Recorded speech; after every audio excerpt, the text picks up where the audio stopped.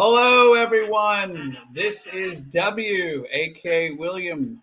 Welcome to a very special event. That is right, High Art on the Edge.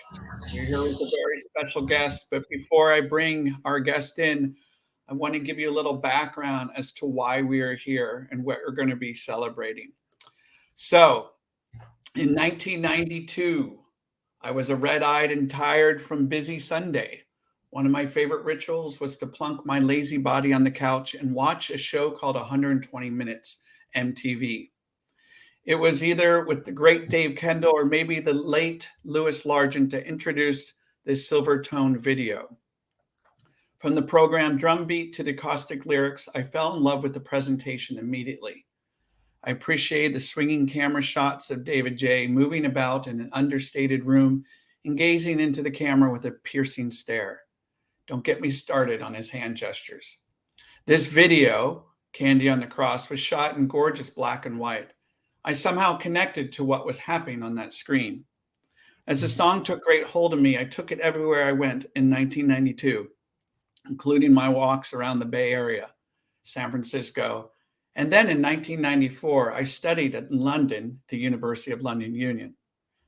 In fact, in that song, David utters the words Caledonian Road, and that stuck with me. So I decided to pay a visit to the Piccadilly line station and soak in the song as I paced my walk purposely around that area. I felt David's presence deep inside my psyche, filling up with glorious images of broken societal members. I was inside the skin of the song. It had soulful wings to provide the lift I needed to get through the day. Here we are today to pay our respects to this 1992 album that is going to be released tomorrow on Record Store Day, Urbane. Let's bring in David J. Hello, David. How are you? Hello, W. I'm Nice. all right. I got a bit flustered there because we had some technical problems. But Not a between you and my very clever Gen X girlfriend, we sorted it, or you sorted it. I'm glad we got that fixed. Not a problem. You have some Yeah. friends here that are saying hello. By the Hello. way, if you're tuning in, let us know where you're tuning in from. I'm going to tell everyone kind of the order in which this album listening party is going to happen and transpire. So before we do that, David, I just want to ask you before we actually listen to the album, when was the last time you listened to it in full, and what kind of memories did that stir? Well, the last time was actually 2 nights ago because Yeah, I had that feel. I had this coming up, and it was the re-release on vinyl. Actually, not. I don't have it. I don't have an actual copy of the proper vinyl. I have the test pressing. Um, uh, and I'm really glad it's on vinyl because originally it was only on CD. That's right. And I love vinyl, and I always wanted it to come out on vinyl. And I was approached by School Kids Records, which is a label associated with Record Store Day, and they wanted to release it. And fortunately, I'd just become the owner because up until really last year, it was tied up legally, and it was not. I didn't own it. I was still with MCA. So it was up for grabs, and they put it out. And I'm really glad that they're the label that's putting it out because they take such care in their product. And it sounds great. And I mean, the design's really, the design is very special to me. I think it's probably the best record sleeve design I've had. And it won some awards when it came out in the early 90s. But it really lends itself to the larger format of the vinyl release. You know, I've got the original CD here.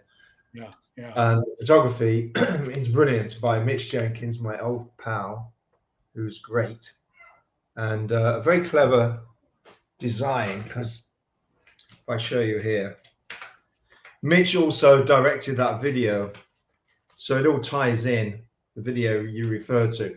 But what I love here is like how the CD Yes. just sort of is a continuation of the image. there. And that's something we're going to talk about, your connection and relationship with not only Mitch, but other players, if you will, on this album. Yeah, So looking forward to that.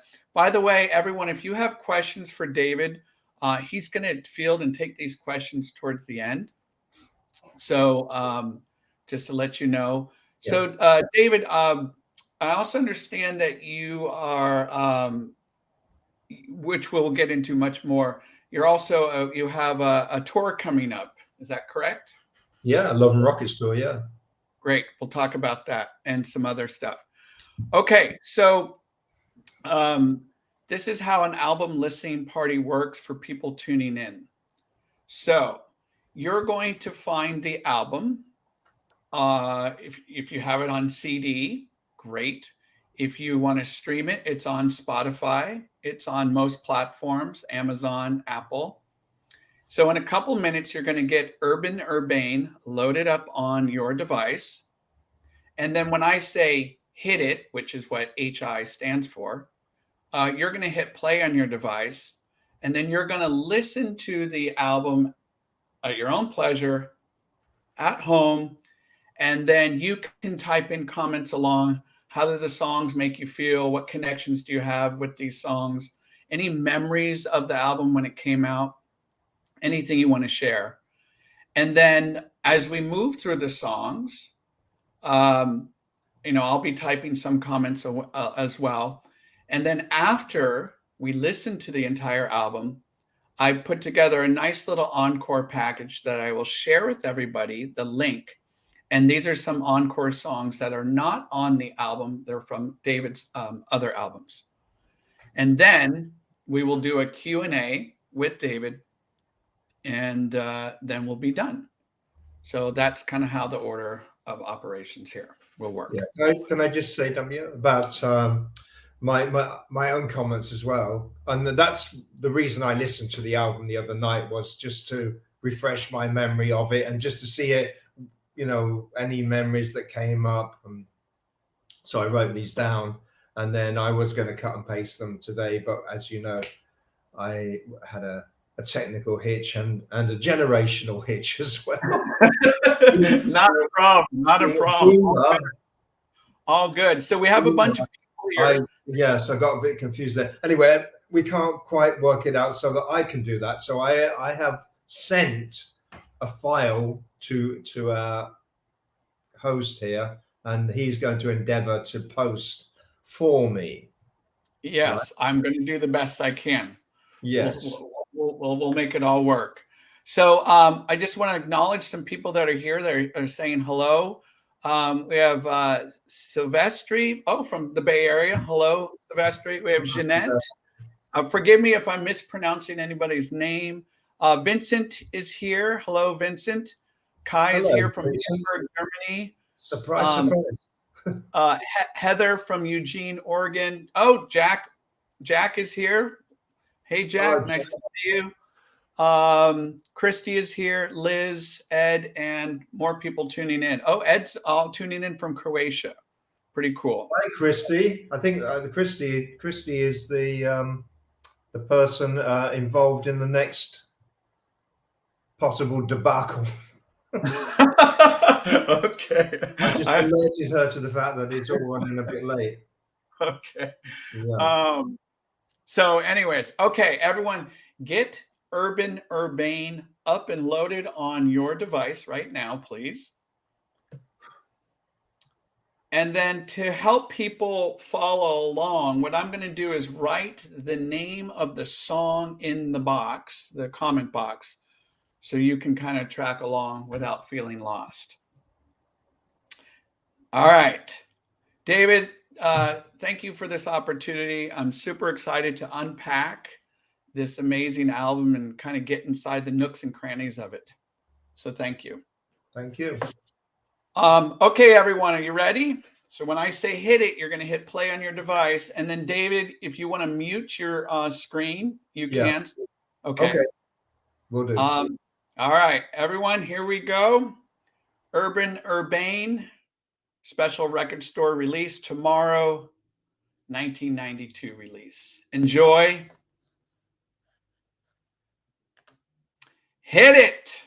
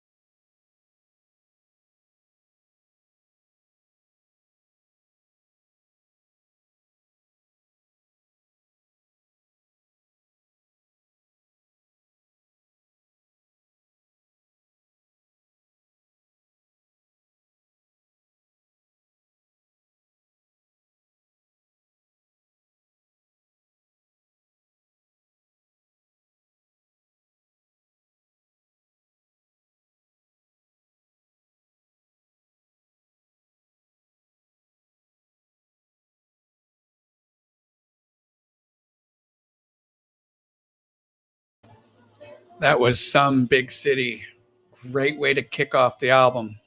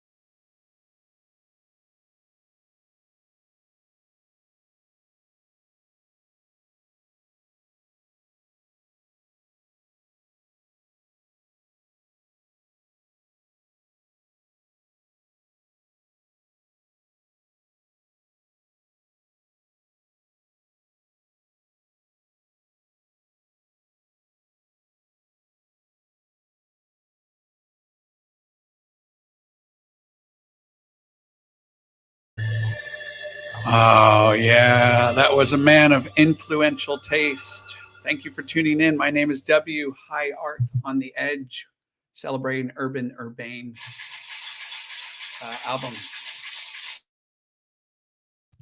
Smash Princess.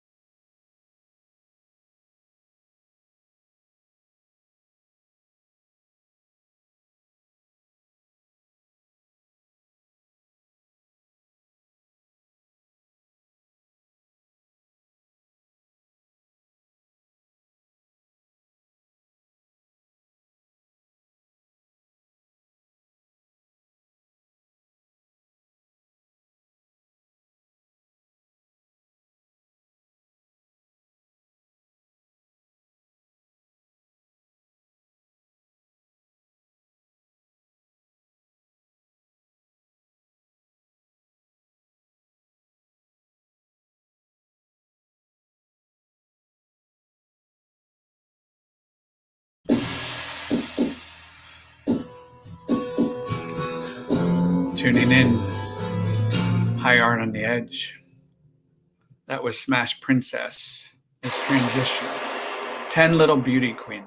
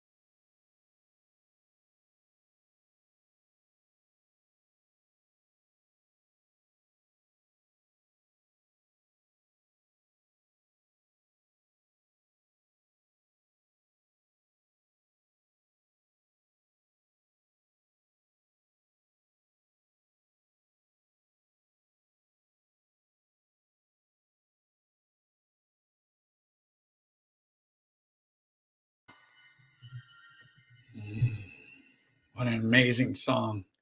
Here it comes. Candy on the Cross. Turn it up, loud and proud.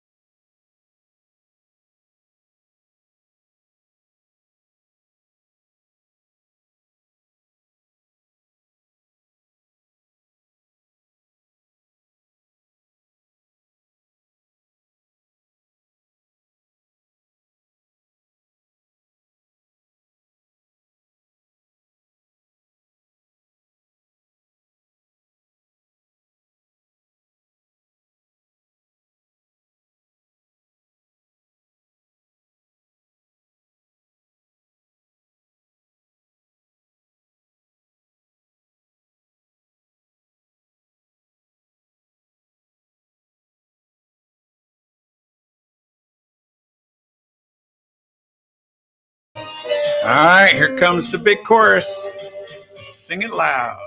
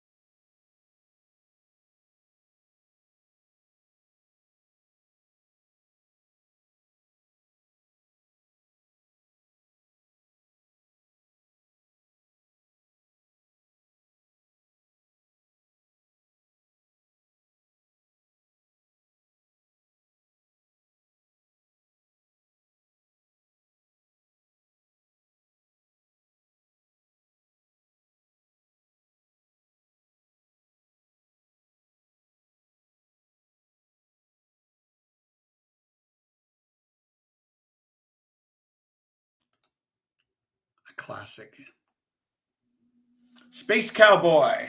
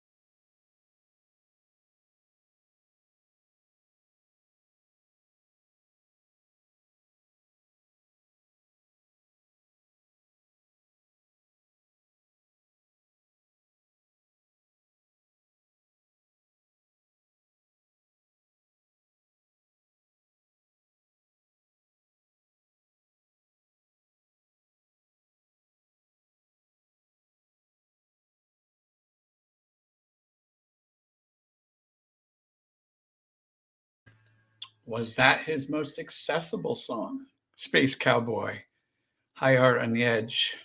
Thank you for tuning in.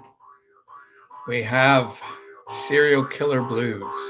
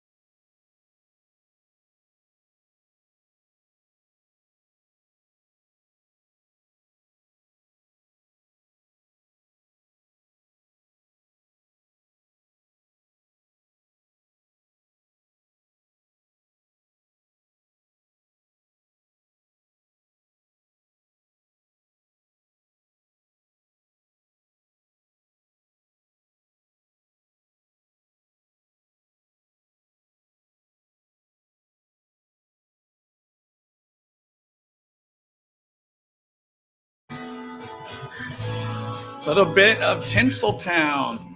You recognize who has helped him on this track?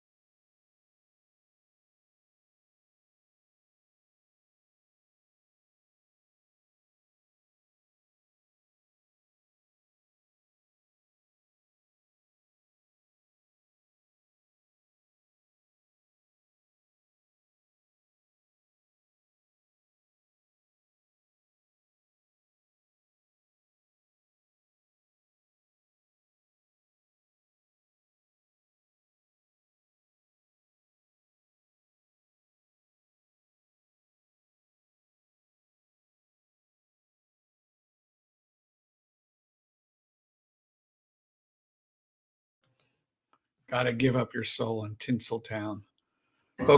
Bouquets, wreaths, and laurels.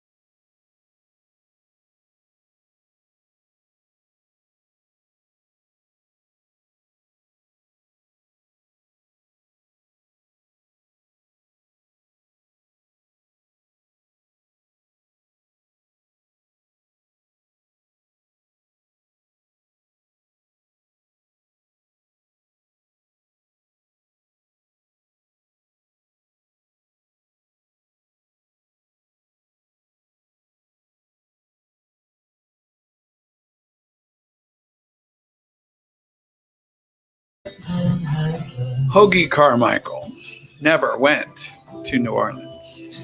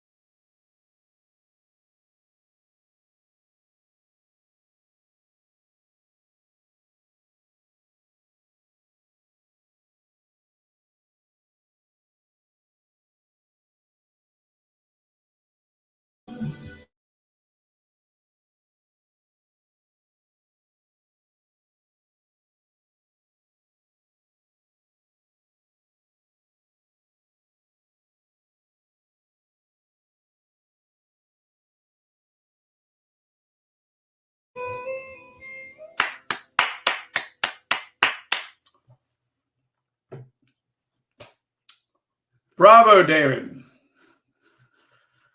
I'll have to unmute you here.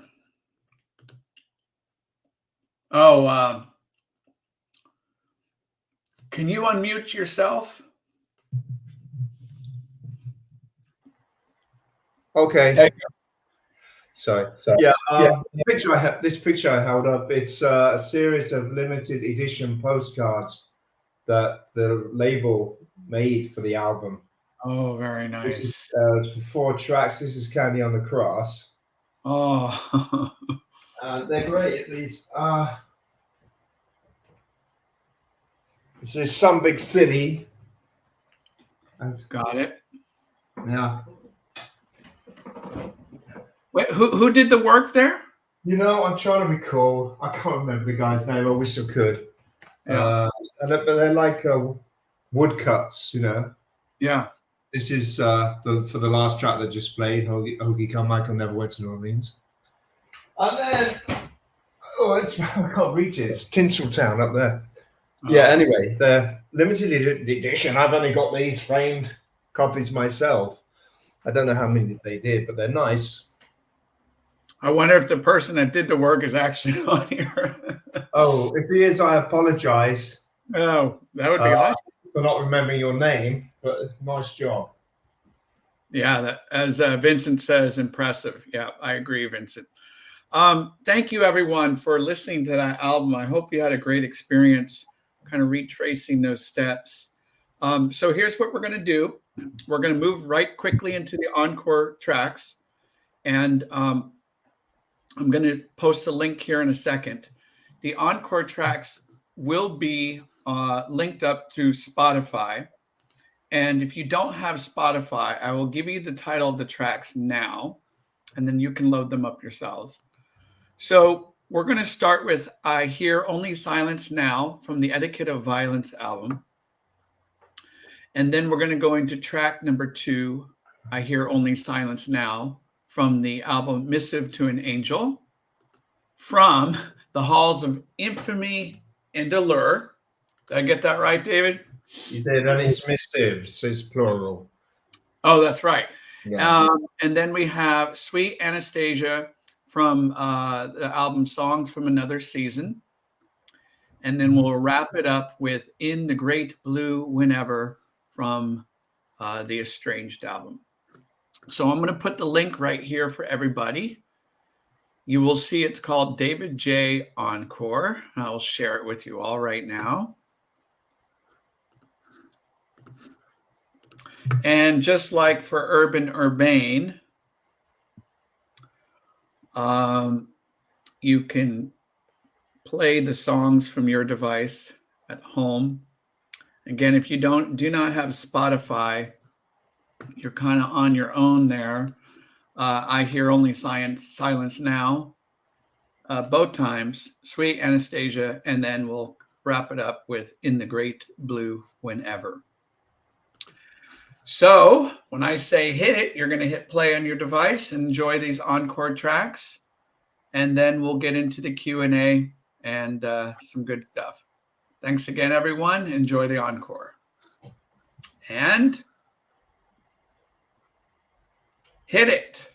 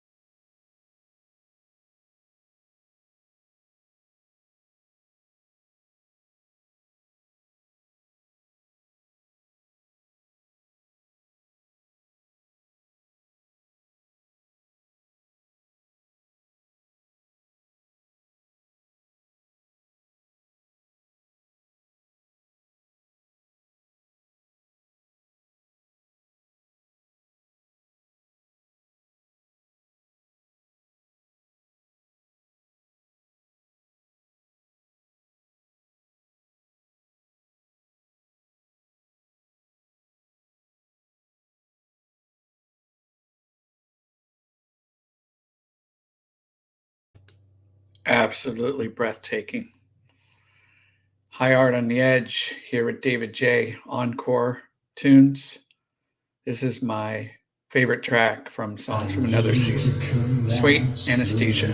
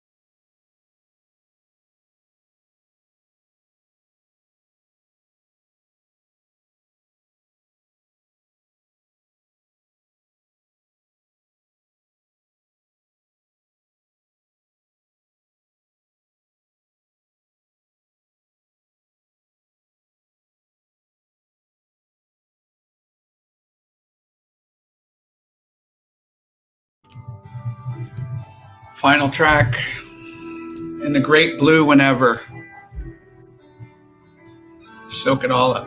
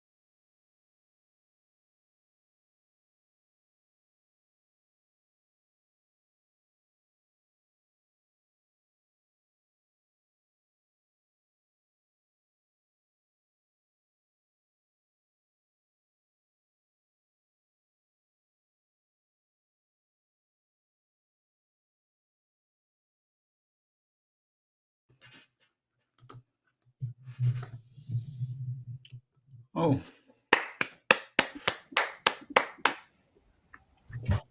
bravo. Hats off to you.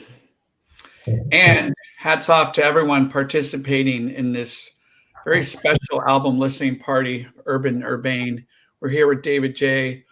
I'm William, aka W, High Art on the Edge.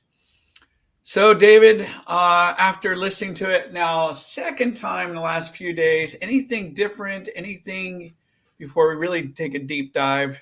Anything that bubbled to the surface for you? Uh, Maximilian Ider's sterling guitar work throughout the album, just sublime. Yeah. It was just so great to have him there with me. Uh, yeah, you know, You have, he was go very ahead. simpatico. Anyway, yes, Yeah, no, you have some wonderful companions on that album, which we'll talk yeah, about in a little oh yeah, bit. yeah, and that's really dictated my selections for the albums. You advised me to select some records. Great, great. Looking forward to hearing about those.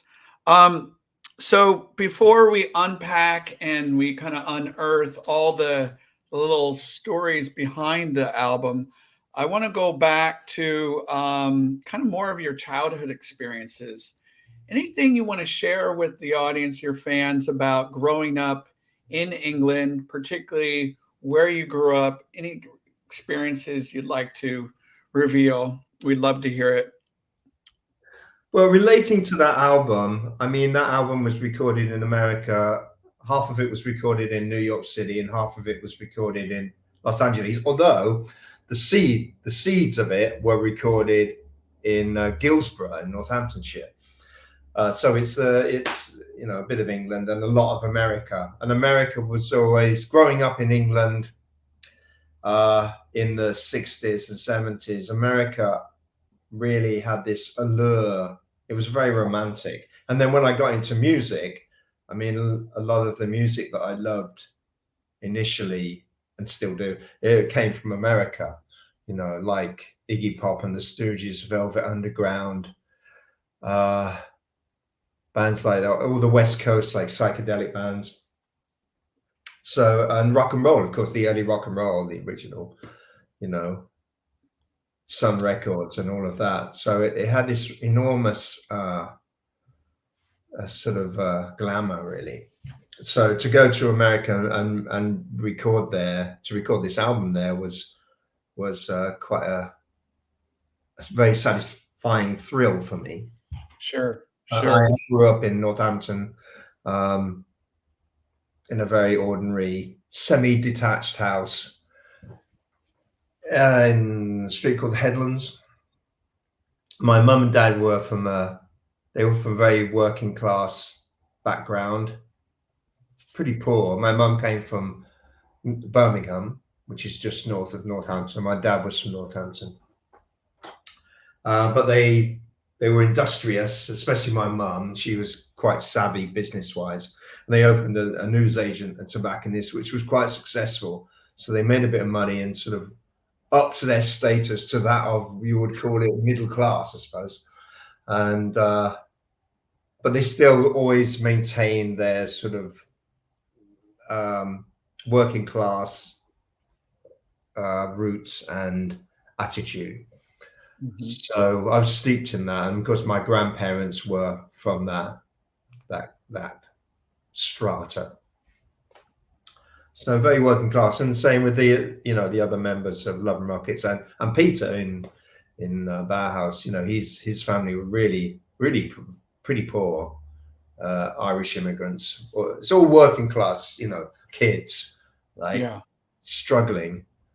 And one way out of the horror of being employed in a factory or in some low level mundane job was music. It was either music or football, soccer, you would say. And initially, I wanted to be a footballer. I wanted to be George Best, who was my hero Nice. in the 60s. I had his poster up above my bed. Before I had any rock stars up, before I had Mark Bolan, there was George Best. But then I mean, I was good. I was okay at football. I wasn't great, but I just, I had romantic ideals But then I broke my leg really badly when I was 14 and put me in How did you do hospital. I was tackled playing the game by uh, a kid who was just got a bit carried away and did he did this tackle that was just gnarly, and I broke my ankle really badly. They thought I was going to have one leg a foot shorter than the other. I was 14 at the time, and ripped up my cartilage, and yeah, it was really a really bad accident. Um, so I ended up in hospital for quite a while, and actually had this moment of epiphany when I was in hospital, recovering. I was in this ward with all these grown-up men. I was the only kid in there, and I remember this quite distinctly. One afternoon, it was in the summer, and they had the windows open, and there was shafts of sunlight coming in. And I remember seeing all these dust motes, and I was on some sort of heavy duty painkiller. So I was tripping out a bit. And they had Radio 1 on. They'd play Radio 1 all day. And what came on was T Rex, that? Hot Love. And that just sent me into this trance. I just went somewhere. And all the chatter and the noises in the hospital, in the ward, just all faded away. And that I just focused on that song, and it transported me. And when it ended, I was in a daze, but I realized in that moment I wanted to pursue music. I wanted to go into that world, inhabit that world in some way, and not football. So that, So we could say that you getting hurt was a blessing. you, yeah, yeah, it was football's gain for sure. Whether it was music's gain, I don't know. Was it music's loss? No, I don't. I can't be falsely, modest like that. No, it was. It was. I mean, it was a pivotal moment. Yeah. And I joined the T Rex fan club, the only fan club I've been a member of.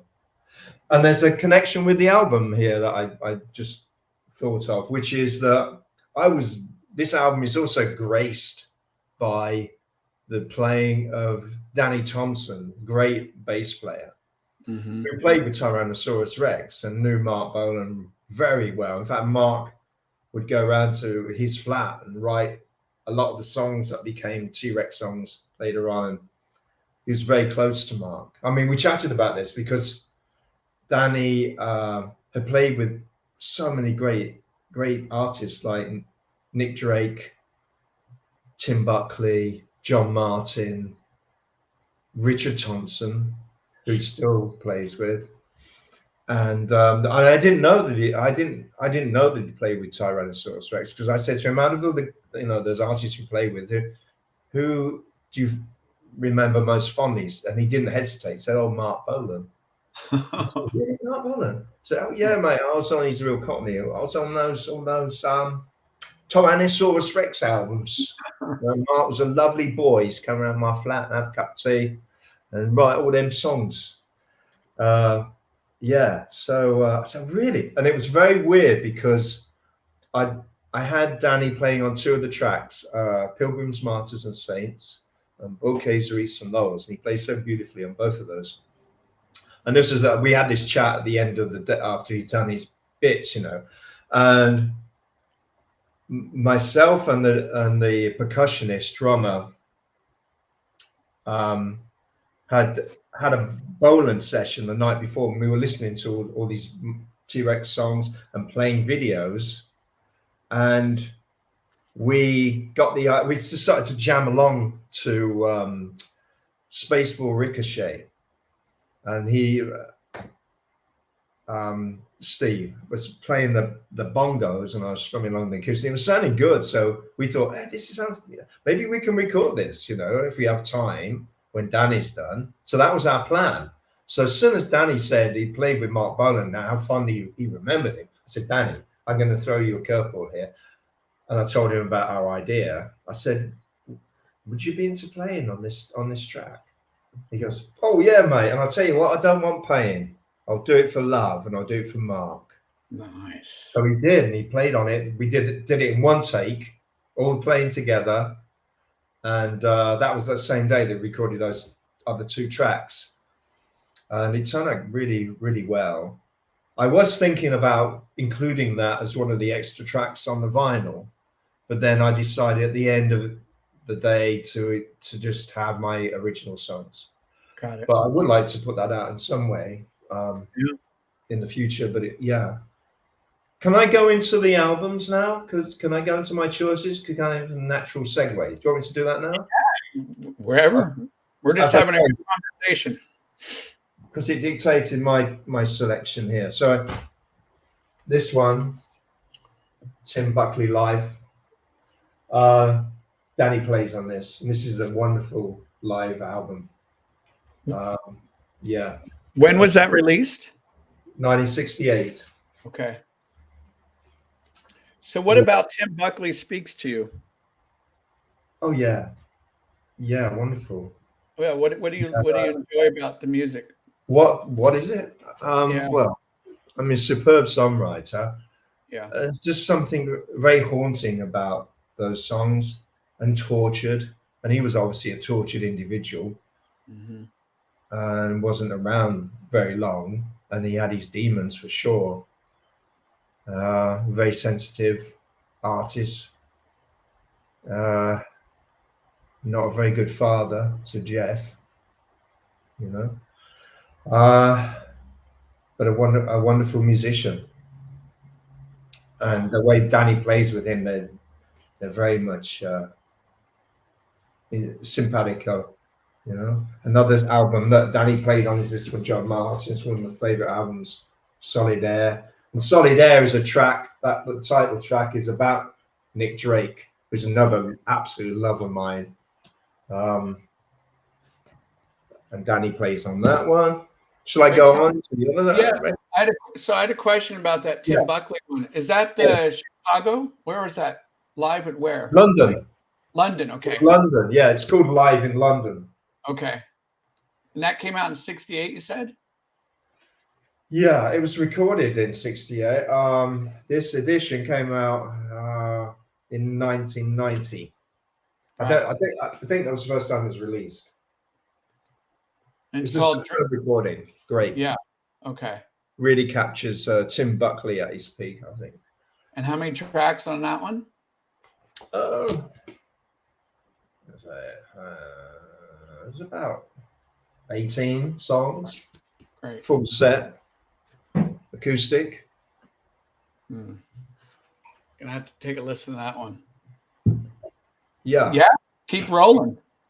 Okay. Well, another guest. I was delighted to have him on board. T-Bone Burnett. Yeah. This is an EP. I've got a weird echo on my voice. I don't know what's going on there. Anyway, yes. This is the first thing I bought by T-Bone, and I actually covered one of these songs on the back. Having a wonderful time. Wish you were her. So I gotta ask, how does someone get T-Bone Burnett? Well, when I signed this deal with MCA, and they wanted me to have a producer, and they sort of gave me carte blanche. They said, "Go and who's your dream producer?" So the first one I thought of was T-Bone Burnett. So I didn't have any. I'd never met him. I didn't have any contact for him, but I found out the address of his manager in the States, and I'd recorded some demos for the Urbane on a cassette, and I just sent it to his manager. And then I didn't hear back. I've kind of forgotten all about it. I left my phone, wrote a little letter, and I put my phone number down. And then one night, I got a phone call. My missus picked it up, and they said, "David, it's a T-Bone Burnett for you, T-Bone." I thought it was one of my mates having a joke, because I told them about this, you know. Oh yeah. I said, "Hello, T-Bone, is it? Hello, T-Bone." He goes, "Yeah, David. Is that David?" "Yes, it's David. You know it's David." He's like, "What, man?" It's like, I thought, oh, wait a minute. Oh, bloody hell, it's him. and it was T-Bone. And he really liked the demos. He loved the demos, and he went into great detail, like track by track, there and then on the phone, what he liked about them, how he saw them, and his vision and all this. And he really wanted to do it. So and I was over the moon. But then when it came to actually doing it, um, uh, his well, I was going to say our calendars conflicted, but it was really his workload because he was very much in demand then, and he's also playing, his own stuff out. So it didn't work out. We couldn't quite do it. Couldn't work it out. I was still, and I was just coming off of Love and Rockets tour as well. But he said, look, if I can't produce it, let me play on it at least. I said, oh, yes, please. And so we worked it out, for him to come in one day, and he played on Tinseltown, and he was just full of ideas.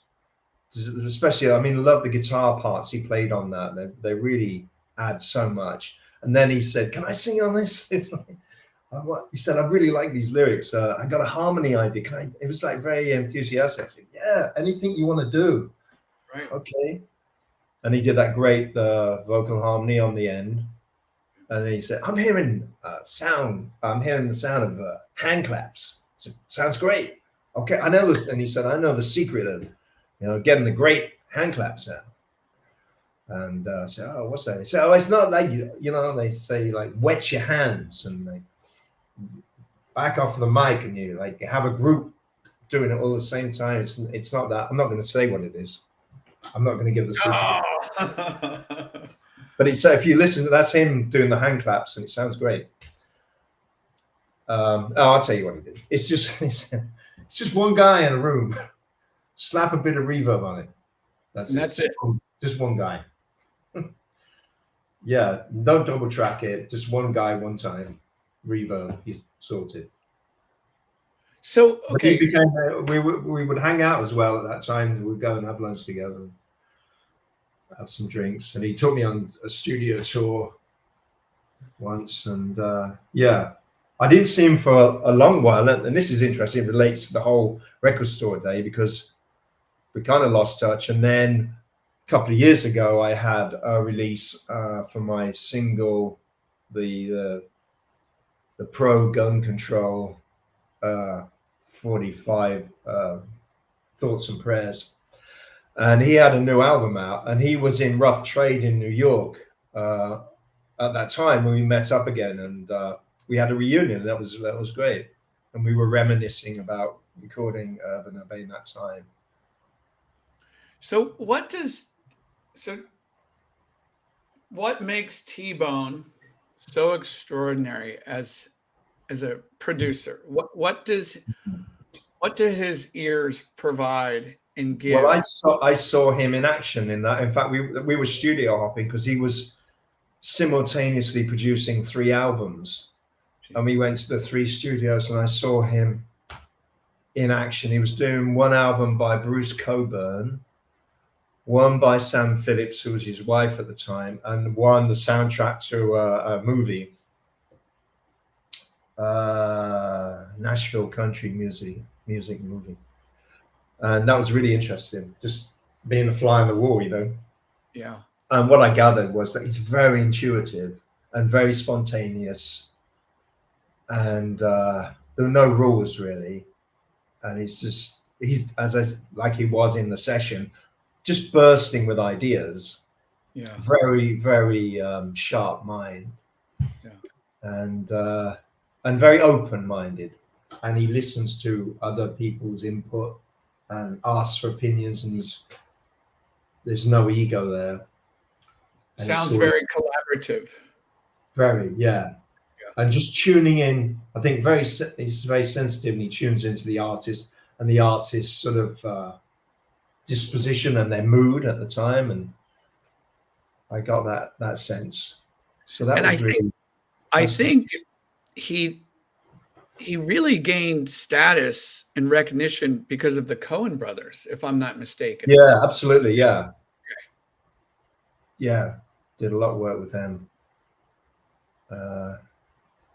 Yeah, one interesting thing I remember very well is with the Sam Phillips record, he wanted to get this particular kind of guitar sound that was in his head. It was already recorded. And then what he did was he set up this thing in the setup in the studio where he had all these different amps, like in a circle, and little practice amps and broken amps and AC30 here. And he fed and he put a microphone in the middle of the circle and fed the guitar, pre-recorded guitar, through all these amps simultaneously and recorded the effect. And it sounded amazing. Yeah. Stuff like that. What When we incredible. went to see Bruce Coburn, he had all these machine guns in there, hand grenades on the speakers, ammo, oxygen bullets, bullet belts hanging all over the place.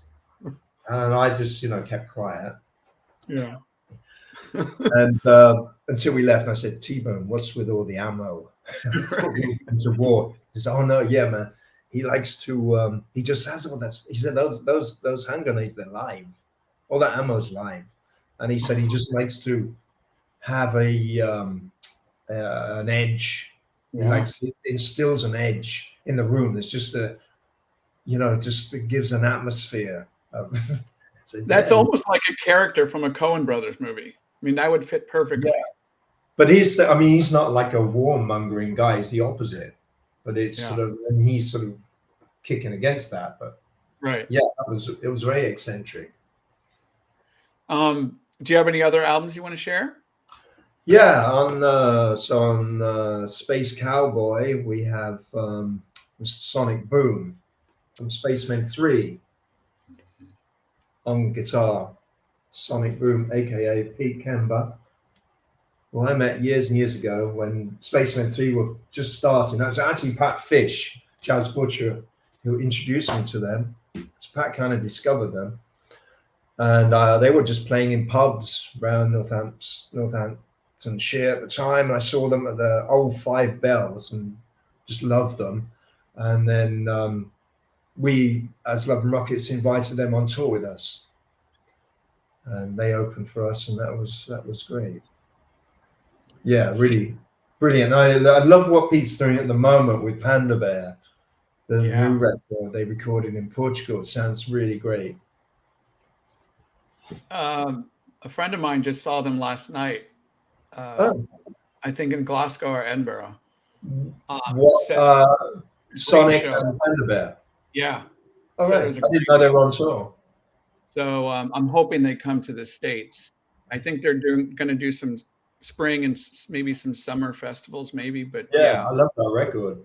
So tell us a little bit more about working with Peter. And so what does he bring to the mix, to the conversations, to the compositions and arrangements? Do you mean Peter Milson or Murphy? Peter Kemper. Milson, aka Max Ida. No, Sonic Boom. Oh, Sonic Boom, Peter. Yeah. I don't know. Think of him as Peter. Okay. What does he bring? Again, very intuitive. Very just spontaneous. Again, free flowing attitude. Mm-hmm. Just feeling it. I don't think I think what he plays on Space Cowboy, he hadn't even listened to the track, and he just let it roll and just felt what he felt. Yeah. Did a few multiple tracks, which sounds great because you get those dissonant, different sounds sort of rubbing up against each other, and it makes a rich kind of tone. I thought he would be perfect for that song because it's a total drug song, it's just a metaphor for taking drugs, really. Obviously. And you still keep in touch with him? Yeah, I'm still in touch, yeah. Yeah. He's in Portugal at the moment. very much enjoying it out there. I love Portugal. No, yeah, he's been doing some great work for a long time. Yeah, Uh, he's solo. The last couple of solo albums I love. yep, really Yeah, good no, but stuff. also, I mean, also Jason in Spiritualize. I mean, recently, made a Yeah, wonderful album. I saw them play here in LA at the Fonda. And that was such an inspired gig. yeah, And the actual, I mean, the level, the volume level was perfect. So these days, I find a lot of bands they over crank it. It's unnecessary, but they kept the volume down, so you could hear all the subtleties in it. And there is a lot of subtlety in spiritualized music. yep. Yeah, Yeah, it's great. and I don't know if he was standing up the whole time or sitting in his chair, but he just loses He himself in the was, music. Doesn't he say was much. sitting. Just, yeah, Oh yeah, let, it's very much that feeling. Yeah, just in letting everyone enjoy it. inside. So I love. Any Mhm. other albums you want to share? I got one more. This one, Mose Allison. Tell And us about it. yeah, I picked this jazz record because when the other Peter Wilson, aka Max Ida, and I was staying in New York, we stayed at the Gramercy Park Hotel for the duration of those sessions. And one time we were just strolling down the street and we passed this jazz club called Fat Tuesdays, and we saw there was like a chalkboard outside saying tonight Mose Allison. We're like, what? So we went to that gig and down in the basement and saw him play two amazing sets. And I think some of that rubbed off on a man of influential taste. It's got a bit of a Mose Allison thing going on. I I can love hear. Mose Allison. Right? His whole kind of well, his lyrics are great, and just this sort of sardonic Yeah. uh, stance he takes, and his unique delivery, which is very influential, I think, on people like Georgie Fame. You know, took a lot. Well, he admitted he says he recognizes Mose Allison as a big influence, and consequently like Van Morrison as well. So it was great to catch that set in New York at that time. So I want to go all the way back to your childhood and connect it to what you just said because um, your ears are so diversified in terms of what you listen to. So who kind of paved the way for you in terms of music? Did you have like a friend, an uncle, your parents, or was this kind of self-taught along the way? Or your brother, Uh, perhaps? no, not my brother. I mean, he's younger than me. It Yeah. was the other way around as far as influencing people, each other with music. Um, Did you I have had a some? mate down the road, Richard Miller, who was into soul, old soul records. So he kind of turned me on to that. But I'm the most influential person as far as that is concerned is John Peel. Hmm. Huge. I'd listen to Peel every night if I wasn't going out seeing a band. And he had such eclectic taste and great taste, and I'd just be continually like making notes. I couldn't afford to buy these things at that time. I'd actually record the show on a Mhm. cassette player, just stick a cassette in and press play and record, and listen to those tapes, really rough tapes, How often was he on? every night for like five nights a week. Okay. And bring us a little bit to that experience because what I know nothing about that experience. Obviously, I know who you're referring to, but Yeah, was that just literally glued to the radio for what? How long was he on there for? 2 hours. Okay. It was from 10 till midnight. And just educating the masses, just really sharing his love for music and bringing awareness about new artists, Yeah, familiar. Yeah. yeah, and hugely influential on musicians. And of course, his Peel sessions, that was something that you really as a musician, you like dreamed of doing a peel session. So when we got our first peel session, Bauhaus, we were elated. And it's also this kind of stamp of approval, from him, which meant a hell of a lot. And we did an early gig with him. He was DJing, and Yeah. he was very supportive and very encouraging. So when did you actually become friends with Peter Murphy? In 1978, when Daniel was rehearsing with him, making this new band, and they had a bass player. And Daniel asked me to come down and just give my opinion about the singer, because I don't know, Daniel, he wasn't sure. I don't know why he wasn't sure, but I think it's because Peter had never sung before, and he'd sort of plucked him really from obscurity. He was just working in a printer's uh, place, and never sang with the band. He chose him because he was his old schoolmate, and because he looked great. He said, "Oh, he looks great. I know, but I'm not sure he's good." No. So I went down and I saw this kid. Yeah. I was floored. I just knew he was a star, and I really want to be in the band.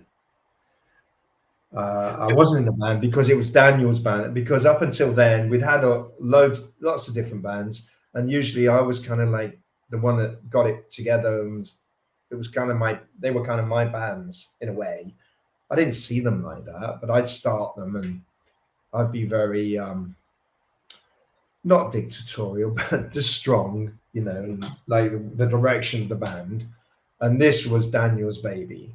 He wanted to be the one who directed it, and he had a vision for it, stripping everything down and making it very direct and forceful in that way. So yeah, I told him. I said, So he's then, solid gold, Daniel. No, so I then, didn't say I wanted to join it or anything. But then Daniel asked me very soon after that, and I said, yeah. so then, how does your brother get involved? He was already playing. He was playing with them. He was playing with Daniel and Peter and this bass player, Yeah. a bearded bass player. The So the beard had to go with the bass player, and he didn't want to shave off his beard, so he went. Okay, so you're starting your career essentially is starting to begin. Is that fair to say? The seeds have been planted. At that time, what were Yeah. your parents thinking about that career? Were they kind of supportive, or were they like, you're not going to really go anywhere with this? My mum was supportive. My dad was the opposite, Hmm.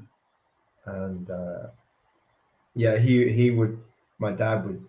I totally get where he was coming from. He would say, there's thousands like you, David. What makes you think you're so bloody special?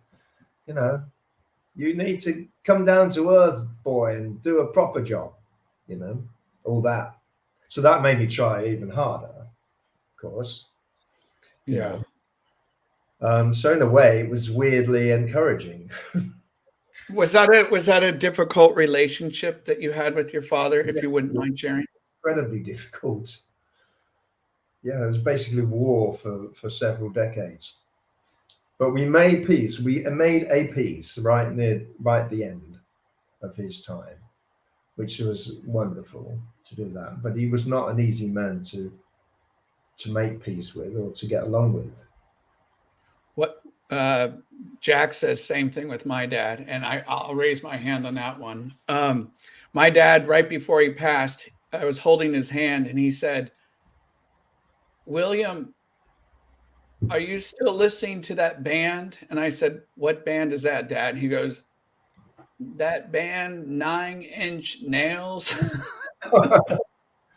I said, "I still am," because that music used to just drive him absolutely out of his mind.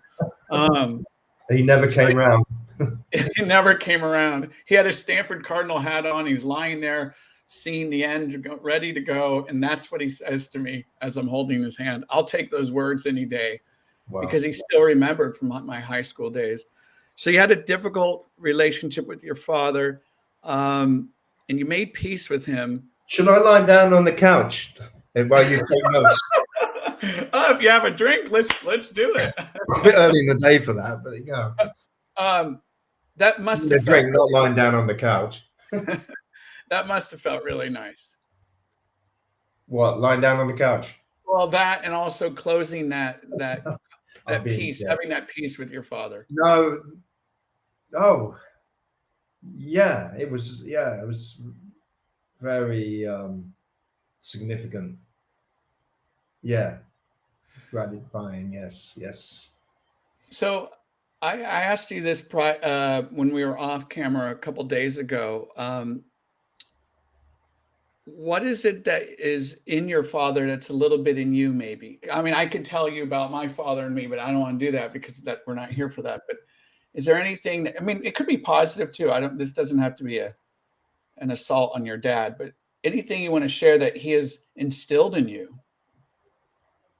Well, he was very stubborn, and I'm very stubborn Okay. to the point of being bloody minded.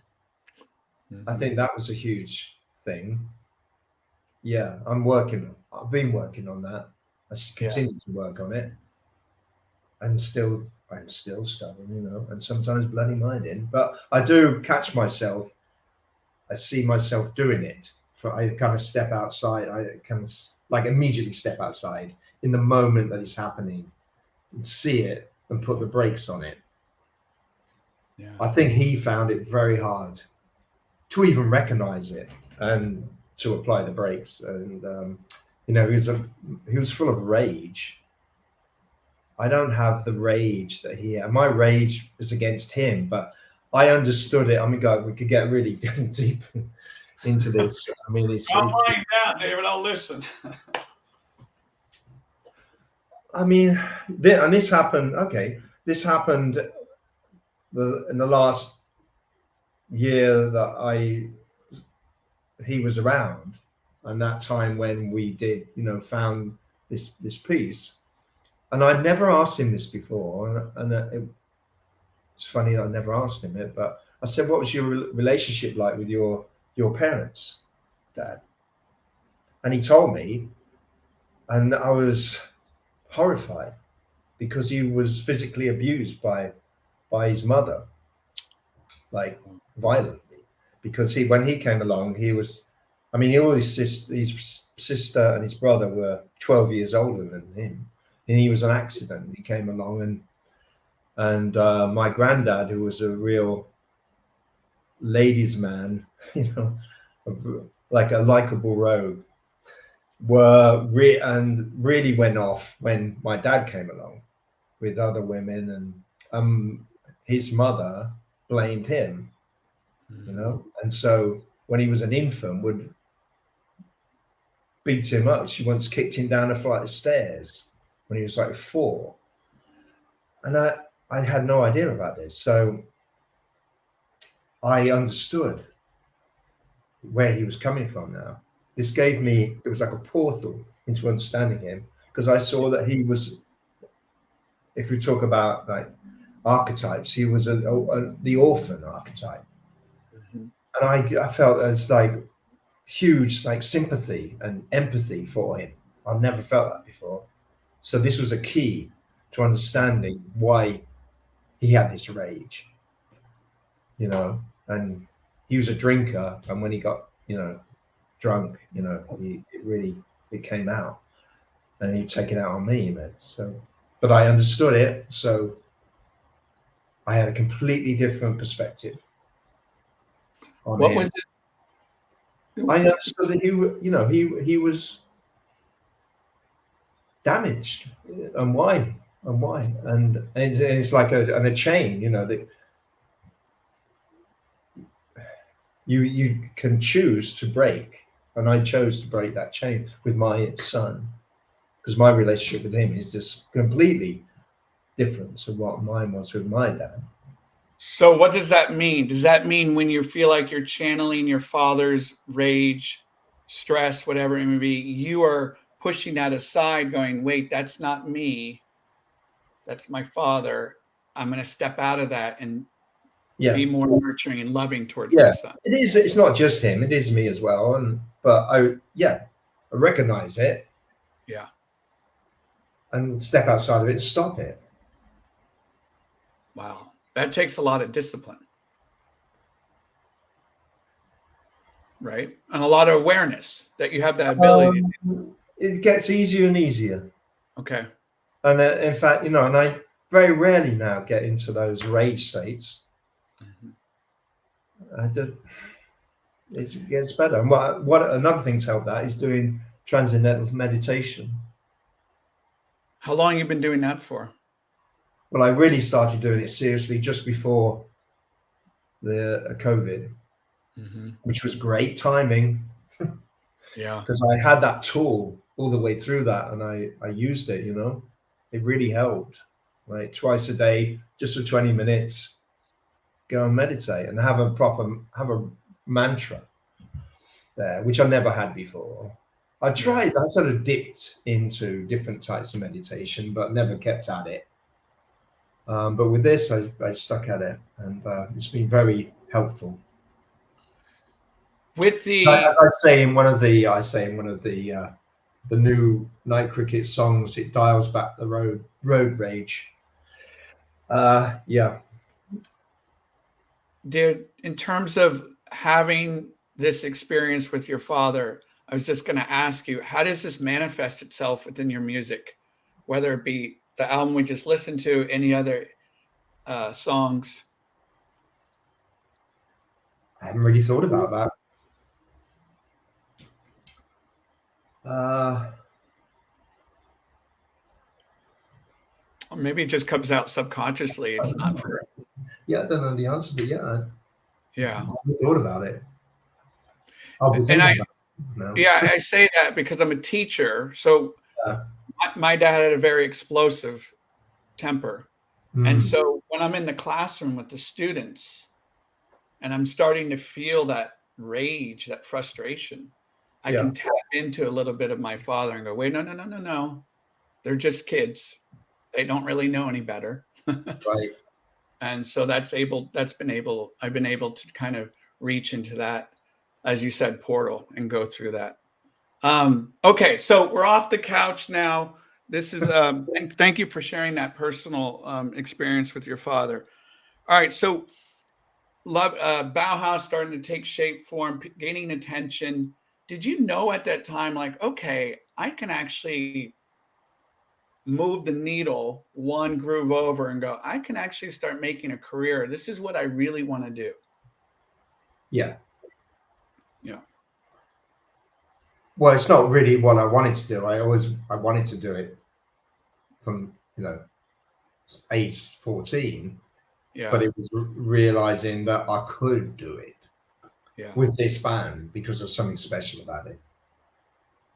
And I never felt that before with any of the other bands or just on my own. So that's what I want to get into right now is not so much the Bauhaus experience, but now your solo work. And after Bauhaus split was 82, 83. 83. Okay. So then you start So, moving in your own independent work. yeah. How did you have the confidence to do that? Or you just kind of went for it? Well, I started getting ideas in Bauhaus for songs, music that wasn't. I didn't feel like it was a Bauhaus song, and this one's Yeah. not a Bauhaus song, and I want to sing this one, like on my own. I want to do it in a different way to Bauhaus. So I started recording the first album, Etiquette of Violence, when I was still in Bauhaus, and then when that band ended, I just carried on making that record.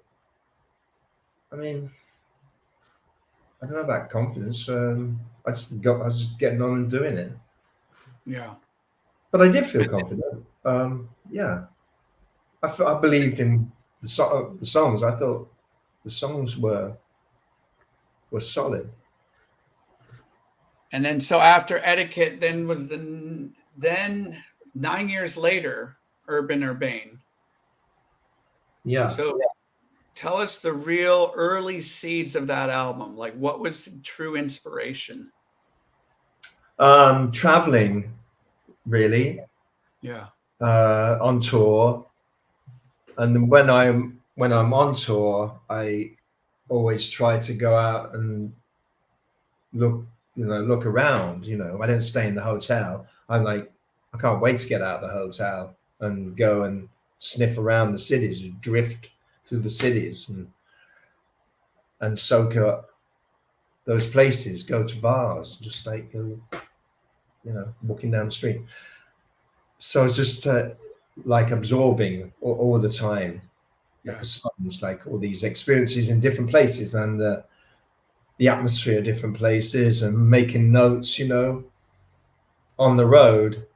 And also, just like when a tour would end, I would just stay out, usually in America, and just travel around Dude.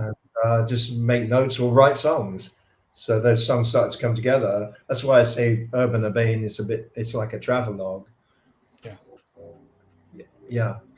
And I love talking about the art covers, the album art covers. That was done by Mitch Jenkins. Is that correct? Yeah, Mitch Jenkins, our old pal in Northampton, who's now become a very famous photographer. Brilliant eye, you know.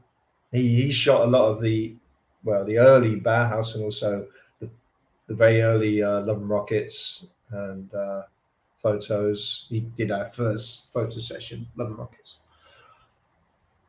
And I just thought he'd be perfect for Candy on the Cross, that video, because I wanted it to be very stripped down and black Yeah. and white and noirish, very stark. Yeah. And he When was perfect. where was that video filmed? uh somewhere in London, in the Okay. studio. And then we Yeah. used, he also took a lot of stills that day, and that's what we used for the album cover. I'm actually dipping into that trove again for a forthcoming release, which is an interesting one on Independent Project Records, Okay. and this should come out the end of this year. Alrighty. Kind of ambitious. It's a box set, and they approached me, the label approached me, asking if I had anything archival uh, to put out, and it just so happened that I just sent over like boxes of old demo cassettes to my friend Gabor Nemeth in Budapest, in Hungary, because he approached me. He said, I know you've got all these cassettes and they're just rot away. So can I digitize them for you?" I said, "Sure, if you want to take on this Herculean task, Yeah. Gabor, I'll send them over." So I did. So I had all these nice, digitized files, and I sent them to the label, and they loved the idea. So that's what it's going to be. So it's a selection of all my demos, cassette demos from 1983. I think it's the Yeah. earliest one to 2004, and three vinyl box Wow. set, Okay. and each box is going to have there's going to be different like levels of this release, but the super deluxe one is going to be 75, because there were 75 cassettes, and each box is going to have one of the actual cassettes. Okay. Oh, nice. Yeah. Nice. And also I did some artwork for it, like an individual piece where I've used the cassette spool as a stencil, Yeah. and then sort of sprayed on that and then worked into it. So there's 75 of those, and a lyric sheet. This is causing me a great headache. Like going back, they were asking for a lyric sheet to decipher what the hell I'm singing about. I mean, I don't know what. I can't remember a lot of these songs. I cannot Yeah. have no memory of making them. I don't know what they're about. Some of them are pretty surreal and abstract anyway. but Sure. and they're kind of, they're on old cassettes that I recorded in a back room somewhere. Most of these tracks are just acoustic guitar and vocal. Some of them piano and vocal. So yeah, I'm trying to decipher these So hieroglyphics. this is coming out by the end of the year, you said? Yeah, Okay, it's also great. going to be a CD edition. Yeah, but what brought me into this was that we're using some of the photos, outtakes from that same Urbane session I see. in the artwork, Got it. and And it's these are the artwork is beautiful. Um, it, it's Bruce Lesher's, one of the guys at the label, and he's an artist in his own right, and he's a great printer. He uses these printing presses from the 1900s, yeah. and I mean each design, and it's very unconventional formats he comes up with. They're just exquisite. So it's going to look really nice. This, and we You just had it mastered at Third Man in Detroit, Jack okay. White's Oh, nice. place, and they've done a lovely job on it. Warren DeFever did the mastering. Great. Well, look forward to that. Yeah, I'm Yeah, sure you'll keep us abreast on that on your website, so on and so forth. There's some lyrics I just want to read to you from Urbane from some of the songs, and some lyrics have really resonated with me. I just love you have such an amazing ability to capture poetically and create this really strong image for me. Can't speak for anyone else, but um, here's one. This is got the devil strolling by his side. 20 songbirds taken for a ride. Backhanders for the man inside. The place in his head where the worlds collide. Writing lyrics for you is is that really an arduous process, or does it flow out of you? it flows. Yeah. It's not arduous. It's no, it becomes a little arduous when I'm honing the Okay. lyrics, and I'll agonize over just the little words that can change the whole thing, Yeah. like the is and are and the tense. But it's no, so it's very free flowing. I don't try to write songs; it just comes out. It's like it just states subconsciously and then comes out in one flow. And then that's the usual process for writing the song. I'll have the lyric first, and then once that's there, then the music comes very quickly as well. Kind of dictated the rhythm and the yeah, more the rhythm than anything of the words. The meter suggests the music. Yeah. What was challenging about the making of this album based on memory? Challenging. It wasn't really challenging. I didn't find it challenging. It was just flowing. Yeah. Um, it was not challenging. I had such great support, from the musicians and from the engineers and the producers. Nico Bolas, and who worked on the tracks on the West Coast, was terrific, great. Having T-Bone's input in there was invaluable. Nah. Joe Furler, the engineer in New York, recorded at um, East Side Studios, which was Hal Wilner's favorite studio, and Joe Oh, was Wilner's engineer. And I, okay. I, I came to work there via Hal, who was working on his Mingus Weird Nightmare album at the time, inviting me down to check out the studio, and I just fell in love with it.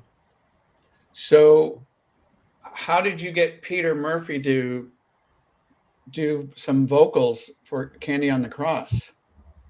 I just heard his voice on that. I mean, he sings a beautiful part on that. It's more than a backing vocal. It's it's a vocal in tandem with my vocal, Yeah. just a harmony vocal. I heard it, before I approached him, and I just called him up. And he was in London, so I sent him the basic track, and he liked it. And we went down to Blackwing Studio to do that, where we'd just been recording with Love and Rockets, doing the fourth album. Okay. It was just convenient because Peter was in London, so So I everything was recorded apart from his vocal and that. I need to know just so I can go to sleep with this, knowing the truth. One of the things about Candy on the Cross has always struck me. You take these really stark, heavy lyrics, you have these amazing verses, and then you create this phenomenal, soaring, I don't want to say spiritual, but a very moving chorus Mm. that doesn't fit at all with the verses. Was that completely intended? Like Yes, a softening, if you will? not a softening. That No, is, it's no. I mean, the verses describe the harrowing life of this young girl who right. turns to prostitution. They would girls would come from all over the country to King's Cross and not basically not leave that area. I was staying there. I was living down there briefly, Okay. and I would see this every day. I'd see them. It was very, very sad. And then one day, I saw all these flyers everywhere about this girl had been murdered, and they were put up by the other girls. And then there was a news article about what happened, and she'd been killed in the Caledonian Road. The body had been found there. So I went back to my digs and wrote that song. But so the verses describe her horrible life, and then the chorus, I'm recognizing, there's no guardian angel in the Caledonian Road, but with the music, I want to send her into the light. It's like a prayer for that girl, Okay. Okay. and others like her who would possibly meet that Yeah. very unfortunate end. And it's, yeah, that's what that is. That's one thing I really appreciate about the album, and I'm sure other fans do as well, is the way that you take us into the almost the mindset and these little vignettes of these people's lives that have been completely upended and obliterated. And you do in such a poetic way. Um, and I want to wrap up this conversation with I want to hear more about your take on the Hoagie Carmichael song.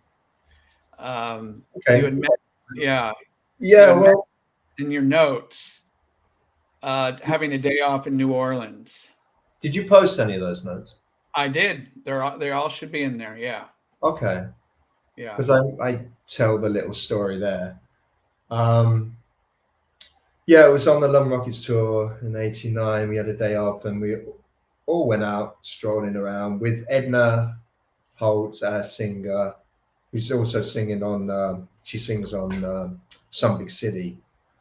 yeah. Edna and I really hit it off on that tour, and she's great. She used to sing with Talking Heads and Brian Ferry. She's a statuesque African American lady with a fantastic voice, obviously. And yeah, so she augmented the band on that tour mainly because of So Alive. We had her singing those backing vocals, but she played a keyboard as well. Anyway, she was out with us, and our tour manager Matt Murphy, who was great, and me, Daniel, and Kevin, and just strolling around. We went to Capel's restaurant at the start of the evening, which was a wonderful restaurant, and drank Cajun martinis, as it says in the song. And we just like strolling around the French Quarter, and just encountering different characters on the way. And we ended up down by the Mississippi, and there were some street musicians who were jamming. There's a guy with an electric keyboard with batteries in it, and a guy with I think he had a little guitar. And then Edna somehow ended up singing Amazing Grace with these guys backing her, and it was most spiritual. I'm talking about spiritual, such a spiritual rendition of that song. And she sang out, she sent that song out over the Mississippi, and it was magical. Anyway, at the end of the night, we all kind of went our separate ways, and I still didn't want to go back to the hotel, so I just stumbled down in that same area and found this little bar. And I heard the piano from outside, and I went in, and this guy playing the piano, who was a local guy. He's playing blues, and then he went into Hoagie Carmichael, like I did a few, like a medley, and then he stopped playing, and he said, "I'm playing all these songs about New Orleans, written by Hoagie Carmichael. The thing is, he wasn't down here when he wrote those songs. He was in some big building in Tin Pan Alley, man, in New York City. In fact, Hoagie Carmichael never went to New Orleans." And when he said that, I thought, that's a song. I started writing it there and then at the table. I asked the waitress for a pen and paper. I started writing that. And that was with that. Hoagie Carmichael never went to New Orleans. And I just went from there. And I just started recalling all the things, the events of that night, encountering, in grifters and different characters, the buskers and Edna singing. And that came together really quick. There's a great, to all these little narratives to this album, there's a great flow from track to track. How much emphasis and time do you put into the track sequence, the order? Oh, that's really key. Yeah. That is something I do agonize over. Okay. That has to be right for it to tell the story properly. And it's like editing a film. Yeah. That's very key. And even like the gaps, those milliseconds between, or seconds between the gap, the tracks, it's crucial. I'm talking as a boomer now. I will never get past this, and I don't want to, because I've been brought up with albums that had a sequence and a feel. And it's hopefully it's not becoming a lost art. I was fearful that it was at one time, and that's really why I said with my last album, it'll be the last one, that Missives album, because I was feeling like this is maybe becoming a lost art. And just new generations, they have no concept of this. They just, just play something on Spotify, or they stream stuff, YouTube. But I've met quite a few young people on tours, and they they're really into albums, and it's restored my faith. My son, he's not ever so young now, he's like 35, but he loves albums and really appreciates the sequence of an album. So it's restored my faith. So therefore, I've nearly completed a new solo album. I can't get away from it. Yeah. So, did you do extensive touring for Urbane? No, not extensive, but I did do one tour of the States with opening for PJ Harvey. Okay. Oh. And I added some of MCA added some other dates on that tour. And how was that? It was great. Yeah. It was really good, and we got on well, with them. And it was simpatico. They couldn't turn up. They had a visa problem, so they missed the first date. Can't remember off the top of my head where that was. I've got it written down somewhere in my diary. But at that time, but they didn't turn up, so the promoter gave us an option of either just blowing off the gig and having a night off, or playing it just on our own.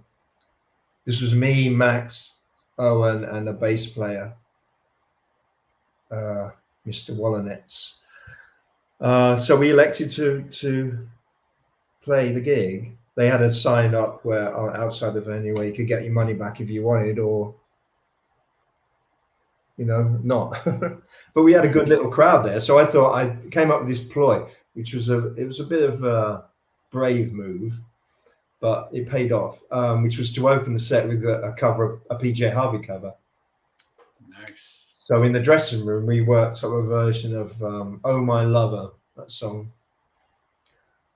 and it just really did the trick. Completely won them over.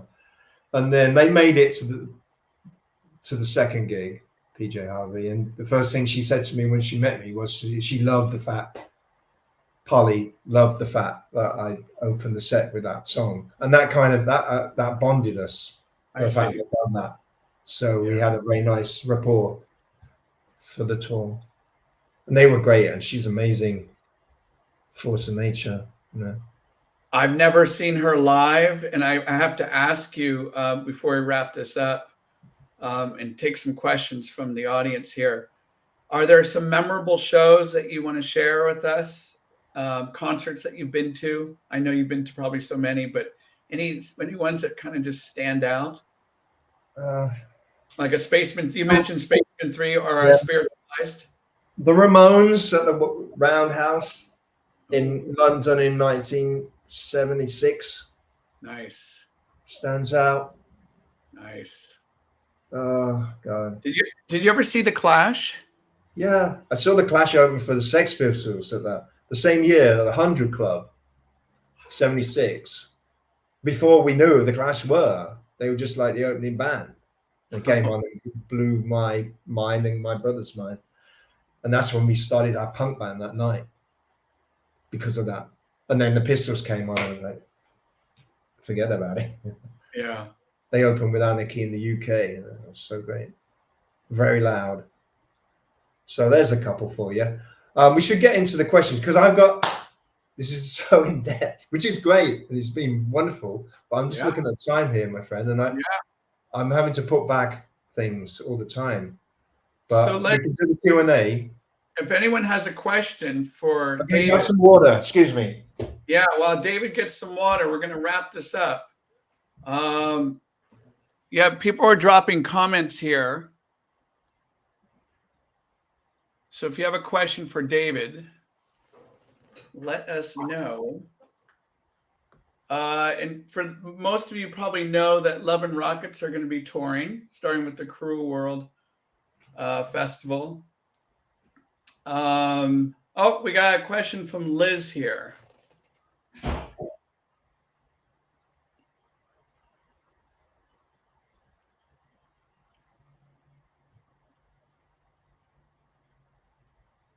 And then get to Zach.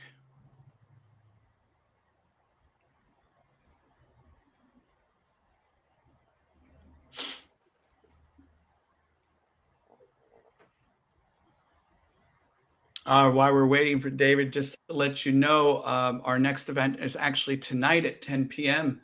I'll be speaking with Tim Kosh, Ian Masters, ex Pale Saints singer. They formed a band called Isolated Gate. So that will be at 10 p.m. tonight. Ian will be tuning in from Osaka, Japan, and Tim from Adelaide, Australia. So another special opportunity to speak with artists at their highest creativity level. All good questions coming in.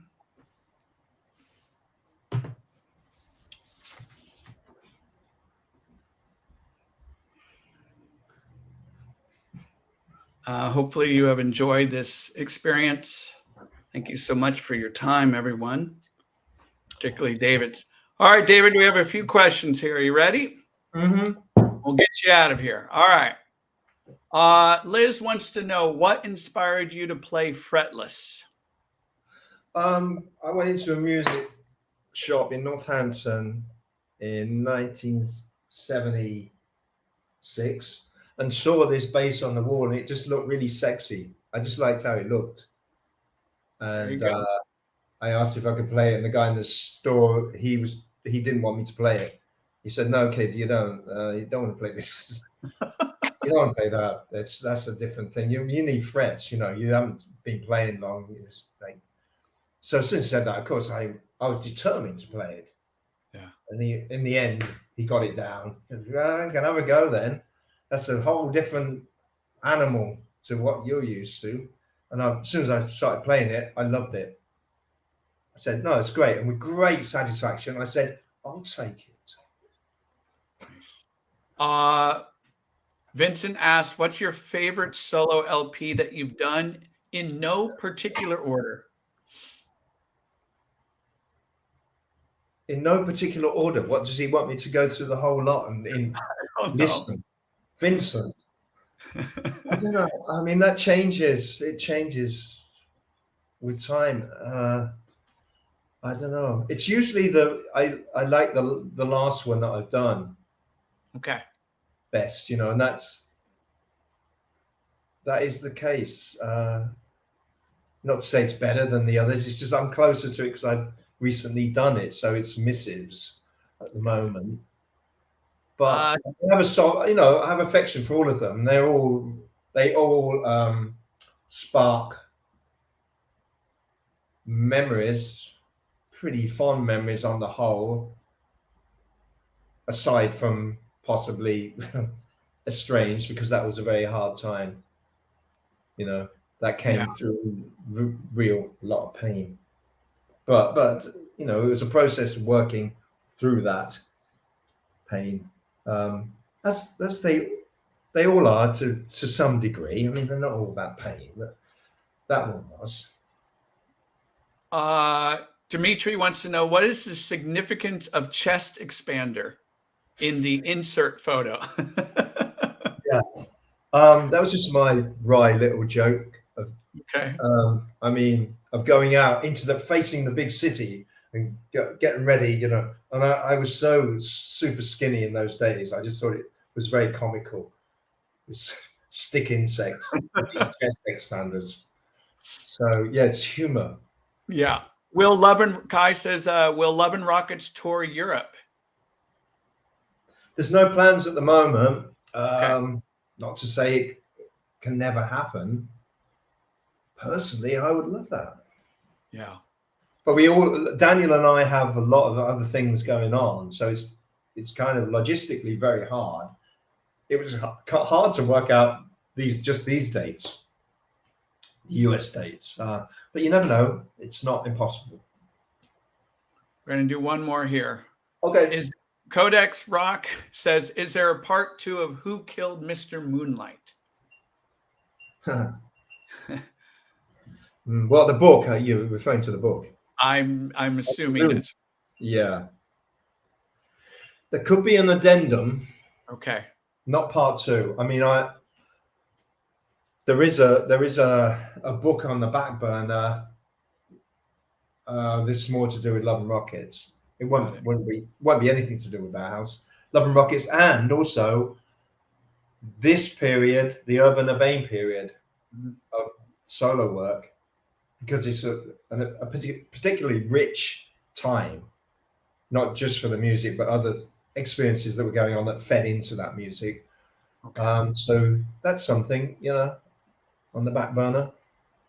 Do you want to plug anything about your other work with Victor and Darwin as the Night Crickets? Night Crickets, yes. Well, we're very much immersed in the world of Night Crickets at the moment because we've nearly completed our second album, and we're just tweaking the final mixes and getting the sequence right, which, as you know, is absolutely essential. Yeah. And I love working with those guys, and it's all been remote. I mean, we haven't been in the studio together at all, but it's worked out that way. It was that way out of necessity because we started during the COVID times. Yeah. And also, I mean, logistically as well. I mean, geographically speaking, we're not exactly around the corner. But we feel that this album is a real evolution, and it's gone into a very deep, dark, psychedelic place. Okay. And it's quite a work this. So we're very excited about it. David J., thank you for your time. Oh, Liz says, we want a Night Crickets tour.